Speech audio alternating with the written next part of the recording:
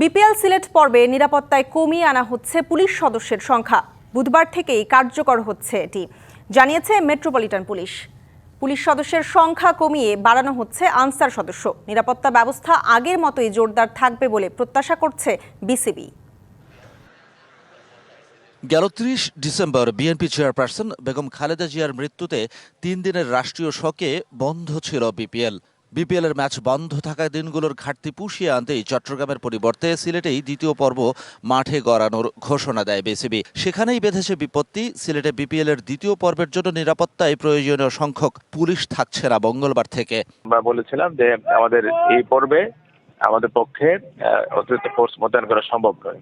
পরবর্তীতে আমরা জানতে পেরেছি যে আগামী খেলাগুলোতে অধিক সংখ্যক আনসার মোতায়েন এবং কম সংখ্যক পুলিশ মোতায়েনের মাধ্যমে খেলাগুলো অনুষ্ঠিত হবে।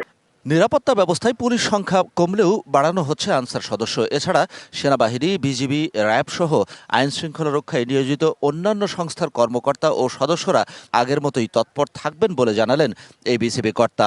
নতুন এবং ফিরে আসা গ্রাহকদের জন্য নগদে চলছে ক্যাশব্যাক সহ প্রতিদিন হাজারো উপহার জেতার সুযোগ। হবে আশা আর ফেরা সারপ্রাইজ সেরা। এইখানে আনসার হোক পুলিশ হোক, আমাদের কিছু ক্রিটিক্যাল এরিয়াজ আছে, তারপরে কিছু একটু লেস ক্রিটিক্যাল আছে। এটা ওনারা সিকিউরিটিতে যারা এক্সপার্ট তারা এই কাজগুলো করেন এবং সেই অনুযায়ী যতটুকু ওয়েটেজ দরকার যেখানে সেই ওয়েটেজ অনুযায়ী থাকবে। বাট আনসার দিয়ে আমাদের যে স্ট্রেংথ অফ সিকিউরিটি সমান থাকবে, সেটার ওয়েটেজ কমবে না। আসছে ৫ জানুয়ারি থেকে ১২ জানুয়ারি বিপিএল এর দ্বিতীয় পর্ব শুরু হওয়ার কথা ছিল চট্টগ্রামে। সেই রুটিন অনুযায়ী ৩রা জানুয়ারির ম্যাচ পর্যন্ত বিপিএল সিলেট পর্বে নিরাপত্তা দেওয়ার জন্য এসএমপির সাথে কথা হয়েছিল বিসিবির। নানা চ্যালেঞ্জ নিয়ে শুরু হয় Bangladesh premier league cricket BPL এর ১২তম আসরের। সেই চ্যালেঞ্জের মধ্যে যোগ হলো আরও একটা।